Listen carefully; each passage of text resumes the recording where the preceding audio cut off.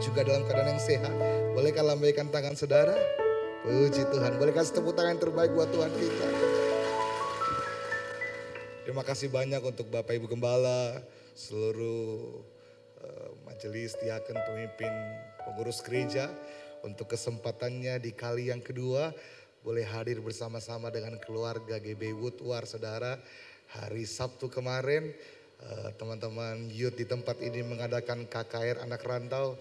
Dan kalau saya dengar informasinya kurang lebih 350 anak-anak muda di kota Palu diberkati dalam acara kemarin. Boleh kita kasih tepuk tangan buat Tuhan kita?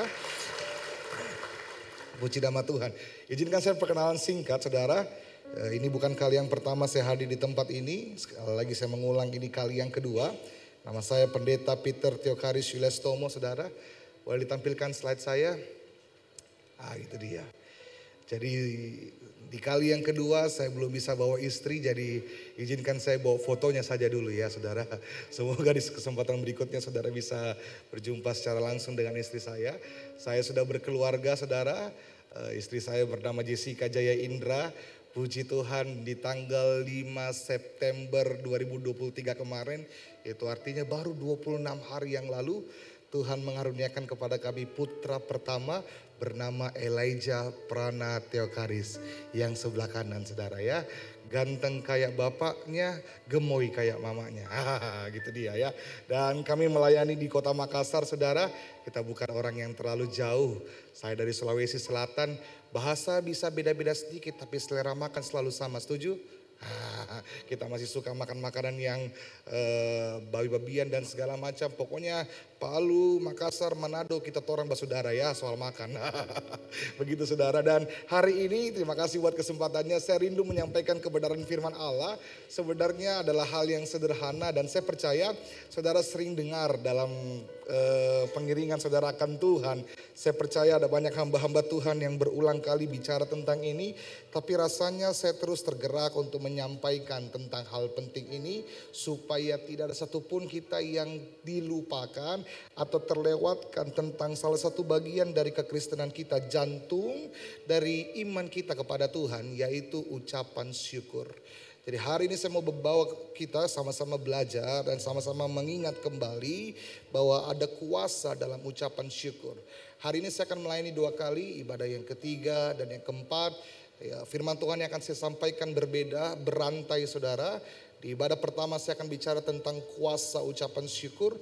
Saya percaya setiap kali Tuhan kita minta kita lakukan sesuatu, bukan hanya karena sekedar perintah kosong. Setiap perintah yang Tuhan berikan kepada kita, setiap firman yang diminta kita lakukan, percayakah saudara bahwa itu baik buat kita? Katakan amin. Maka ketika Tuhan minta kita mengucap syukur, Tuhan itu mau kita mengalami kuasa dalam ucapan syukur. Maka ibadah yang ketiga ini saya akan bicara tentang kuasa mengucap syukur. Lalu ibadah yang keempat, karena banyak anak-anak muda, saya akan bicara tentang apa saja yang seringkali membuat kita sulit mengucap syukur. Maka saya akan bicara tentang senantiasa mengucap syukur supaya kita boleh belajar apa saja yang perlu kita perhatikan supaya hidup kita ini limpah dan penuh dengan ucapan syukur. Kita akan melihat firman Tuhan yang pertama di ibadah yang ketiga. Kalau saudara sebentar tidak banyak kesibukan, saudara boleh setelah ibadah ini mungkin makan sebentar lalu kembali lagi untuk mendengarkan sesi yang kedua lanjutan dari khotbah yang pertama, yaitu tentang ucapan syukur. Mari buka Alkitab kita dalam 1 Tesalonika pasal yang ke-5 ayat yang ke-18. 1 Tesalonika pasal yang ke-5 ayat yang ke-18. Kalau saudara sudah dapat, mari kita baca dengan suara yang keras hitungan yang ketiga. Demikianlah firman Allah. Sebab itulah yang dikehendaki Allah di dalam Kristus Yesus bagimu. Sekali lagi 2, 3. Mengucap syukurlah dalam segala hal, sebab itulah yang dikehendaki Allah dalam Kristus Yesus bagi kamu. Bapak Ibu Saudara dikasih Tuhan, ayat yang baru kita baca adalah sebenarnya sebagian atau salah satu dari begitu banyak firman Allah yang meminta kita untuk belajar mengucap syukur. Alkitab berulang kali mencatat dalam firman Allah tentang pentingnya mengucap syukur. Karena memang pada dasarnya hidup kita ini dilimpahi oleh anugerah Allah. Hidup kita ini dilimpahi, dipenuhi oleh kebaikan Tuhan. Maka ucapan syukur harusnya menjadi sesuatu yang natural dalam hidup kita. Saudara bangun pagi, saudara masih bisa bernafas bukan karena kekuatan saudara, tetapi karena kasih Allah yang melingkupi kita. Ada banyak hal-hal buruk yang bisa saja terjadi dalam hidup kita, tapi Tuhan begitu luar biasa melindungi kita. Maka saudara dikasih Tuhan, seharusnya sebagai orang percaya setiap nafas kita adalah kebaikan Tuhan, katakan amin. Maka di dalam nafas yang penuh kebaikan Tuhan itu, kita harus naikkan ucapan syukur kepada Allah.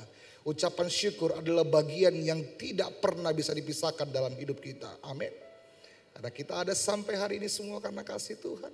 Maka biarlah apa yang Tuhan berikan kepada kita, kita kembalikan dalam ucapan syukur. Katakan amin. Dan waktu Tuhan minta kita mengucap syukur, percayalah saudara, saya akan bagikan kepada kita. Setidaknya ada 3 kuasa yang akan terjadi dalam hidup kita saat kita belajar senantiasa mengucap syukur. Tuhan mau kita mengucap syukur karena Tuhan rindu kita mengalami kuasa dalam ucapan syukur. Ada 3 hal yang saya mau bagikan kepada kita. Yang pertama, dalam ucapan syukur, ada 3 kebenaran yang kita perlu perhatikan bersama, dan saya berdoa ini menjadi berkat buat setiap kita. Kenapa Tuhan minta kita mengucap syukur? Karena yang pertama begini saudara, saya percaya bahwa di dalam ucapan syukur ada kuasa untuk menolong kita menikmati berkat Tuhan. Bapak Ibu, hidup ini bukan tentang berapa banyak yang Tuhan beri kepada kita. Karena nyatanya sepanjang hidup kita Tuhan sudah memberi yang terbaik bagi kita. Bukan soal berapa banyak yang Tuhan anugerahkan kepada kita. Karena Tuhan bisa menganugerahkan segala-galanya untuk kita. Tetapi hidup ini bicara tentang begini. Berapa banyak kebaikan dan anugerah Tuhan yang kita sadari dalam hidup kita. Dan kita syukuri sehingga kita dapat nikmati. Ada satu kalimat hikmat yang saya percaya firman Tuhan berkata kepada kita. Bahwa kita hanya dapat menikmati segala sesuatu yang kita syukuri. Katakan amin. Makanya saudara, pernahkah saudara punya kenalan yang kalau kita lihat rasanya hidupnya enak, ya, diberkati, usahanya lancar, rumahnya mewah, anak-anaknya kuliah di luar negeri. Sebagai sudut pandang dunia orang berhasil lah orang itu. Tetapi setiap kali kita ketemu dia gak pernah sukacita mukanya. Setiap kali kita ketemu suami istri itu selalu ribut mulu. Berkatnya banyak, rumahnya mewah, hartanya banyak. Tetapi tidak pernah mengalami damai sejahtera. Tidak pernah mengalami sukacita. Tetapi ada orang-orang yang dalam keterbatasan. Mungkin rumah yang sederhana. Anak-anak yang bekerja sederhana, makan minum dengan cara yang sederhana, pakaian yang sederhana. Tapi kalau kita ketemu dia, setiap kali kita ketemu kita merasa damai. Kita kayak bilang, kenapa ya kamu itu selalu sukacita? Kayaknya gak ada masalah gitu ya. Kayaknya apa ya namanya, positive vibes banget kalau kata anak muda. Memberikan vibes atau memberikan atmosfer yang sukacita kalau kita ketemu dia. Itu menunjukkan kepada kita bahwa hidup ini ternyata bukan tentang seberapa banyak yang Tuhan beri. Karena percaya kepada saya bahwa Tuhan bisa beri sebanyak-banyaknya untuk kita. Tetapi nyatanya hari ini kalau kita mau lihat dan jujur kepada diri kita. Sudah berapa banyak hal yang Tuhan berikan kepada kita. Tapi bahkan sampai hari ini kita masih sering mengeluh dengan keadaan kita. Kita masih sering membandingkan diri kita dengan tetangga kita. Kita masih sering merasa kurang cukup dengan kebaikan yang Tuhan beri kepada kita. Itu artinya Bapak Ibu, berapa banyak pun yang Tuhan beri kepada kita, kalau kita tidak mensyukurinya, kita tidak akan pernah menikmatinya. Katakan amin. Tetapi walaupun tidak dalam kelimpahan yang dunia definisikan, walaupun di dalam kesederhanaan, saat kita mensyukuri hal-hal yang sederhana dalam hidup kita, kita akan mulai menikmati hidup ini. Katakan amin. Makanya Alkitab berkata dalam 1 Tesalonika 5:18 di kalimat pertama saudara. Alkitab meminta kita untuk mengucap syukur dalam segala hal. Bukan dalam keadaan yang baik saja. Bukan saat saudara dipromosi di tempat kerja saja. Bukan saat saudara mendapatkan tender atau goal di dalam perusahaan saudara saja. Bukan saat saudara mengalami hal-hal yang baik saja. Tetapi Tuhan meminta kita mengucap syukur dalam segala hal, bahkan juga di dalam keadaan yang seringkali kita anggap tidak baik dalam hidup kita. Dalam pergumulan-pergumulan kita, dalam keterbatasan kita, dalam kesedihan kita, dalam duka yang kita alami dalam hidup kita. Alkitab meminta kita juga untuk belajar mengucap syukur dalam hal-hal seperti itu. Lalu bagaimana kita mengucap syukur dalam penderitaan, dalam kesulitan, dalam kesukaran kita? Alkitab mencatat banyak tokoh-tokoh Alkitab yang bisa mengajari kita. Rasul Paulus menuliskan surat untuk Filipi. Dan tema dari surat Filipi saudara tahu apa?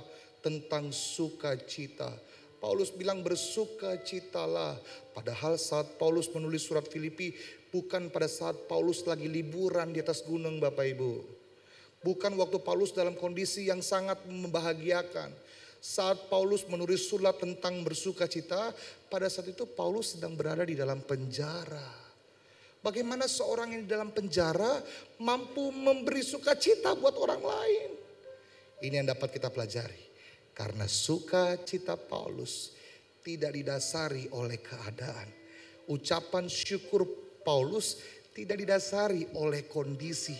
Ucapan syukur Paulus dan sukacitanya adalah keputusan untuk segala sesuatu dan keadaan yang terjadi dalam hidupnya.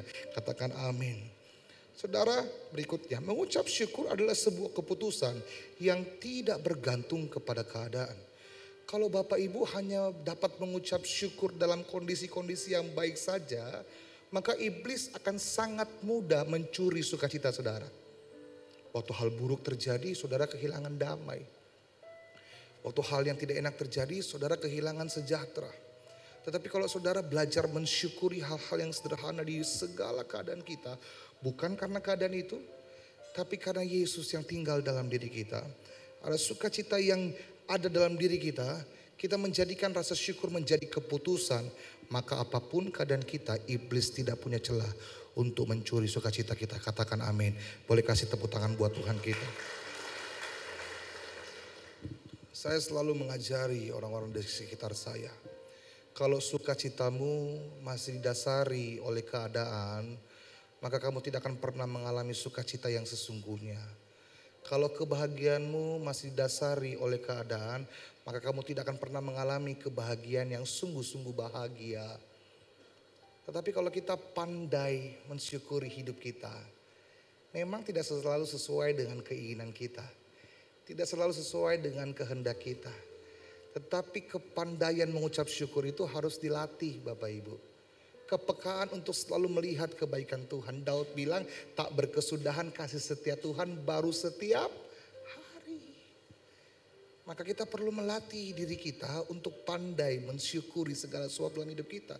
Maka saat saudara mengucap syukur dalam segala kondisi saudara, saudara akan mulai menikmati hidup saudara. Katakan amin. Apapun yang terjadi di dalam hidupku, selalu ku berkata Tuhan Yesus baik. Waktu kita dikeluarkan dari pekerjaan, dalam segala hal yang terjadi, tetap ku berkata Tuhan Yesus baik. Waktu suami mengecewakan kita, apapun yang terjadi di dalam hidupku, selalu ku berkata Tuhan Yesus baik. Anak-anak muda, orang tua mengecewakan, dalam segala hal yang terjadi,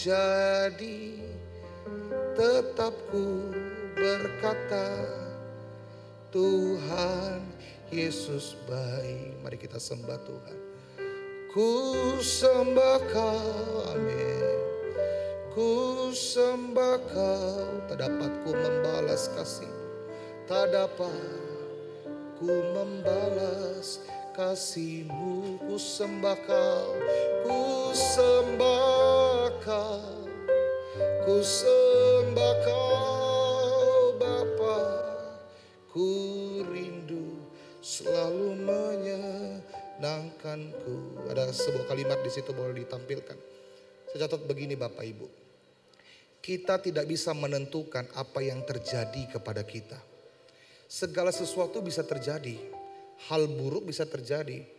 Seringkali Tuhan tidak memberi kita kesempatan untuk memilih keadaan. Tetapi Bapak Ibu, sekalipun kita tidak bisa memilih dan tidak bisa menentukan apa yang terjadi kepada kita, kita bisa memilih dan menentukan apa yang terjadi di dalam kita. Tuhan tidak memberi kita kesempatan untuk memilih keadaan, tapi Tuhan selalu memberi kita kesempatan untuk memilih respon. Kita ini bukan korban keadaan Bapak Ibu. Banyak orang yang bilang begini, kenapa Tuhan izinkan saya mengalami ini? Saya tidak punya pilihan. Saudara, sekalipun Tuhan tidak mengizinkan kita memilih kondisi kita, cara Tuhan menyayangi kita adalah dengan memberikan kita izin untuk memilih respon kita. Maukah saudara belajar untuk meresponi segala sesuatu dengan cara yang baik? Bukan dengan bersungut-sungut, bukan dengan mencurigai Tuhan, tetapi dengan sebuah keyakinan. Sekalipun saya tidak mengerti apa yang Tuhan izinkan terjadi hari ini, saya mau belajar untuk percaya kepada Allah. Saya mau tetap berkata bahwa Tuhan itu baik. Maka saudara, dalam respon yang baik, saudara akan menikmati hal-hal yang baik. Katakan amin. Yang pertama, ucapan syukur itu menolong kita untuk menikmati keadaan kita.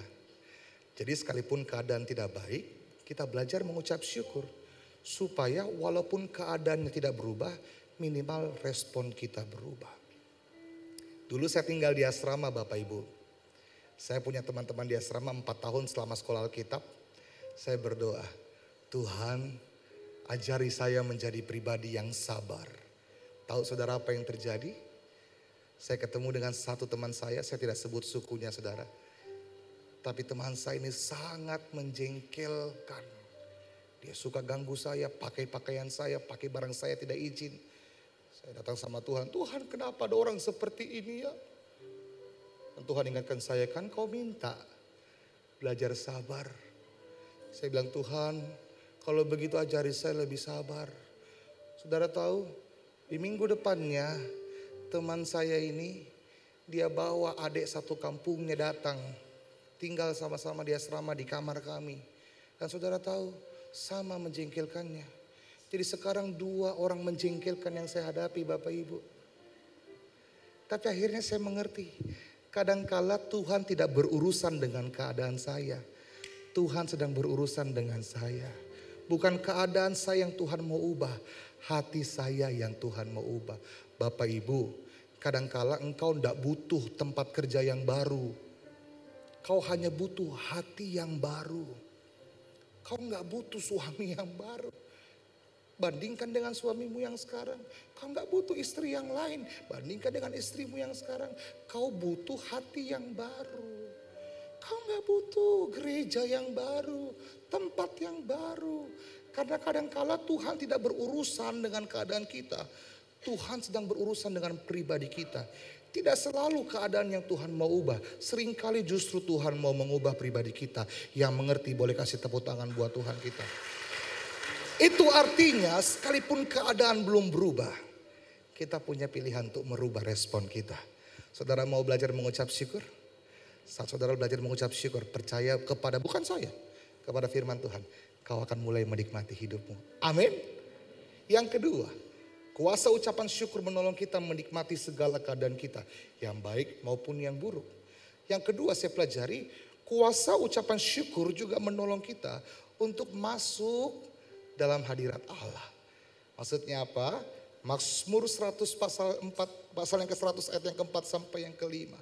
Firman Tuhan berkata, masuklah melalui pintu gerbang dengan nyanyian syukur. Pada saat itu bait Allah saudara terbagi-bagi. Ruang pelataran, ruang kudus, ruang maha kudus. Setiap kali orang mau masuk ke bait Allah harus lewat pelataran dengan apa? Ucapan syukur. Dan ini berarti hadirat Allah bagi saya memerlukan password, yaitu ucapan syukur. Sama seperti saudara kalau mau masuk ke Facebook saudara, mau masuk ke Instagram diminta password. Hari-hari ini kemana-mana ada password ya. Dan bagi saya hadirat Allah juga perlu password untuk kita bisa masuk ke dalamnya. Yaitu ucapan syukur. Bapak Ibu percaya pada firman Tuhan. Ucapan syukur itu adalah gerbang masuk dalam hadirat Allah. Saat kau memutuskan untuk mengucap syukur, walaupun keadaanmu tidak mudah, keadaanmu lagi sulit, kau tidak mengizinkan dirimu diintimidasi oleh persoalan, kau tidak mengizinkan dirimu diintimidasi oleh kejahatan, iblis dan sebagainya. Kau sedang membawa dirimu masuk pada hadirat Allah. Berapa banyak orang dalam pergumulan hanya sekedar diam di tempat, menyalahkan keadaan, menyalahkan Tuhan, bergumul, galau, tetapi tidak pernah mengambil langkah keluar untuk masuk dalam hadirat Tuhan. Saat kau mengambil keputusan untuk mulai mengucap syukur, kau sedang keluar dari intimidasi iblis dalam pergumulan. Dan kau melangkah masuk dalam hadirat Allah. Singkatnya, sederhananya, saya mau kasih contoh nyata kesaksian bagi saudara. Saudara dikasihi Tuhan. Boleh berikutnya ada kalimat saat kita mengucap syukur. Saat kita mengucap syukur, sekalipun secara jasmani kita masih berada dalam keadaan di mana kita berada, tetapi secara rohani kita itu keluar dan berada di dalam hadirat Tuhan. Kondisi fisik tidak berubah, tetapi secara roh kita masuk lebih dalam hadirat Tuhan. Saya ceritakan sebuah kesaksian yang sederhana dan membukakan pikiran kita. Apa yang dimaksudkan dengan ucapan syukur itu membawa kita masuk dalam hadirat Allah. Waktu istri saya hamil pertama kali, boleh ditampilkan slide tentang kesaksian hamil anggur. Istri saya waktu pertama kali diceritakan hamil saudara, dia sangat senang sekali. Waktu kami pertama kali menikah memang kami sepakat, kami mau langsung kapanpun Tuhan karuniai anak. Istri saya bilang kita tidak boleh tunda-tunda kapan Tuhan mau kasih. Puji Tuhan kalau Tuhan kasih, hari ini banyak yang Tuhan tidak kasih. Jadi waktu dia dapat saudaraku, dia sangat bersuka cita. Kami pergi ke rumah sakit, telepon orang tua, di mana dokter yang paling baik untuk kami boleh cek. Sampailah kami ke satu tempat, saya tidak sebut nama dokternya saudara. Waktu istri saya diperiksa, yang terjadi adalah USG tidak menemukan ada tanda-tanda kehamilan. Akhirnya perlu dilakukan transvagina, dimasukkan alat melalui vagina untuk mencari benih dari bayi itu. Tetapi yang terjadi saudaraku, dokter kemudian bilang kepada saya, Pak, istri bapak ini hamil, tetapi saya tidak menemukan benih kehamilannya. Kemungkinan besar istri bapak ini mengalami yang namanya hamil anggur. Waktu itu saya baru tahu, kalau hamil itu ternyata ada jenis buah-buahan juga Bapak Ibu. Saya bilang hamil macam apa lagi nih hamil anggur. Saudara tahu apa yang terjadi? Saya sebagai orang yang baru pertama kali punya istri yang hamil. Oh bukan. Baru pertama kali istrinya hamil. Gitu ya lebih benar. Saya khawatir istri saya mulai menangis. Kami tidak mengerti. Saya gali dokternya maksudnya apa dokter. Saudara tahu semakin dokternya menjelaskan semakin menangis istri saya. Dokternya menjelaskan sangat detail. Ini kondisi yang cukup berbahaya. Bapak istirahat 2 minggu. Dia bisa pecah kapan saja. Kalau pecah, Bapak enggak usah ke saya, langsung ke UGD. Itu enggak bisa dioperasi, harus dikuret. Pak, Bu, saat itu secara manusia saya sangat lemah. Saat itu istri saya secara manusia bertanya, kenapa Tuhan izinkan terjadi? Kami punya potensi yang paling besar untuk meragukan Tuhan. Kami punya potensi yang paling besar untuk meratapi keadaan. Tapi saya ingat satu hari itu, di hari itu. Saya bukan orang yang terlalu pandai mengatur kecemasan saya. Saya bukan orang yang terlalu pandai mengatur emosi saya. Tapi waktu itu Roh Kudus menolong saya. Saya ingat persis kejadiannya. Saya bilang sama istri saya dengan sangat tegas keluar dari rumah sakit. Saya bilang begini, sayangku, Tuhan itu baik. Saya ulang terus. Tuhan itu baik. Kalau dia baik, dia akan kerjakan hal-hal yang baik. Kalau saya yang dulu Bapak Ibu, saya akan gelisah, panik. Saya akan cari orang-orang telepon sana sini. Saya gusar. Tapi waktu itu Roh Kudus memenuhi saya. Dan dengan sangat percaya saya ngomong sama istri saya, Tuhan itu baik. Saya punya potensi besar untuk menyalahkan Tuhan dan menjadi khawatir dan kecemasan. Tapi saat saya belajar mengucap syukur, saya sedang menarik diri saya masuk dalam hadirat Allah. Dan tahukah saudara, dalam hadirat Allah ada ketenangan. Dalam hadirat Allah ada keteduhan. Dalam hadirat Allah ada damai sejahtera. Dalam hadirat Allah ada sukacita. Dalam hadirat Allah ada hikmat untuk mengambil keputusan. Berapa banyak kita saat mengalami keadaan, saat mengalami hal yang tidak mudah, kita membiarkan diri kita dikuasai oleh kekhawatiran dan ketakutan. Pak, Bu, saat rumah tanggamu mengalami masalah, jangan salahkan suami atau istri. Jangan tunjuk-tunjuk mukanya, gara-gara kau ini, gara-gara kau ini. Ambil waktu sepakat, Bapak kasih ingat Ibu, Bu, Tuhan itu baik. Ibu kasih ingat Bapak, Pak, Tuhan itu baik. Sepakatlah saudara untuk masuk dalam hadirat Allah. Supaya iblis tidak punya celah untuk menguasai saudara dengan kecemasan. Dan di dalam hadirat Allah ada hikmat. Tuhan kasih saya hikmat bilang begini. Ayo kita tes ke dokter yang lain. Kita ke rumah sakit Siloam. Kami ke rumah sakit Siloam. Tuhan tolong mudah sekali. Ada banyak orang yang antri. Tapi kemurahan Allah ada jemaat kami yang menjadi perawat di sana. Saya kontak dan dia izinkan saya masuk di awal. Karena istri saya betul-betul lemas saudara. Kami panik masih sangat muda. Kami belum telepon siapa-siapa. Belum kasih tahu siapa-siapa. Dan masuklah di dalam ruangan itu. Saya ketemu satu dokter. Saya bilang begini, dokter, istri saya hamil. Saya gak bilang apa yang terjadi sebelumnya. Boleh diperiksa. Kemudian setelah diperiksa dokternya bilang begini. Puji Tuhan. Enggak bilang puji Tuhan sih. Pak, anaknya baik. Istri Bapak kondisinya bagus, normal, sesuai dengan waktunya. Memang masih sangat muda, tapi oke kok, tidak ada masalah. Kemudian saya bilang, tunggu dok. Saya ini baru-baru datang dari dokter A. Saya sebut dokter A. Saudara tahu dokter ini bilang apa? Oh iya, itu guru saya dulu. Gurunya dokter ini Pak Bu. Harusnya lebih jago ya. Lebih oke ya, kan ragu dong saya. Dok, itu gurunya dokter? Iya, kenapa? Dokter A ini bilang istri saya ini mengalami hamil anggur. Katanya bahaya ya dok. Oh enggak, memang masih sangat muda jadi belum terlalu kelihatan. Tapi ini oke kok. Tuhan itu baik saudara. Tuhan jaga saya dan istri saya. Andaikan saat itu saya marah sama Tuhan dan saya bertindak dengan emosi saya menjadi orang yang paling malang di dunia. Saya menjadi orang yang sangat menyedihkan. Tapi Tuhan baik, Roh Kudus menaruh damai sejahtera dalam hati saya dan istri saya melalui apa saudara? Ucapan syukur. Saya tidak tahu apa yang saudara alami dalam hidup saudara. Tapi respon saudara akan jauh lebih baik.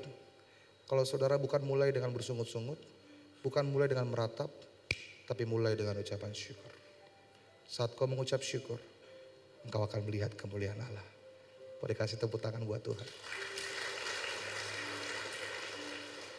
Hidup tidak mudah. Banyak air mata. Sebagai suami istri, banyak pergumulan.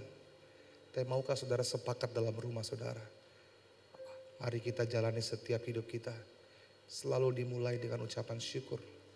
Supaya kita bersama-sama terus masuk dalam lingkupan hadirat Allah. Dan iblis tidak punya celah untuk menghancurkan keluarga saudara. Amin saudara. Yang pertama, ucapan syukur menolong kita menikmati berkat Tuhan. Ucapan syukur menolong kita masuk dalam hadirat Allah. Yang terakhir, ucapan syukur menolong kita untuk menstimulasi iman kita. Pak, Bu, saat saudara bersyukur, saudara sedang mengaktifkan iman saudara. Saya nggak tahu apa yang terjadi pada istri saya. Andaikan saya dokter, saya mungkin lebih paham. Saya pendeta, nggak ngerti yang kayak gitu-gitu. Saya nggak tahu seberapa berbahayanya hamil anggur. Tapi yang saya tahu, saya terus percaya Tuhan itu baik. Dan saya bersyukur, menaikkan ucapan syukur, mengingat kebaikan Allah. Maka saat saya mengingat kebaikan Tuhan, mengucap syukur dalam hidup saya mengaktifkan iman saya. Pak, Bu, bagi saya lebih baik kita gagal mengerti daripada kita gagal percaya. Berapa banyak kita yang berharap kita mau ngerti dulu baru kita percaya. Engkau sama seperti Thomas yang mau melihat dulu. Padahal tidak selalu hal-hal besar yang Tuhan kerjakan mampu kita mengerti. Tapi Tuhan memberikan kita hati yang besar, iman yang besar untuk percaya. Dan hal yang besar itu dapat terjadi dalam hidup kita. Saya nggak tahu siapa yang salah tadi, dokter yang pertama kah, dokter yang kedua kah. Tapi yang saya tahu Tuhan mengerjakan segala sesuatu untuk mendatangkan kebaikan dalam hidup saya. Amin. Pak, Bu, saya nggak tahu bagaimana cara Tuhan menolong saudara. Dan saya juga nggak tahu kapan Tuhan menolong saudara. Tapi yang saya tahu, Tuhan mendatangkan kebaikan dalam segala sesuatu bagi setiap orang yang mengasihi Dia. Amin. Kita belum ngerti sekarang. Saya mau kalau saudara tetap mengucap syukur untuk menstimulasi dan mengaktifkan iman saudara. Terus percaya kepadanya. Ada lagunya kan? Walau, di mana? G ya. Walau ku tak dapat melihat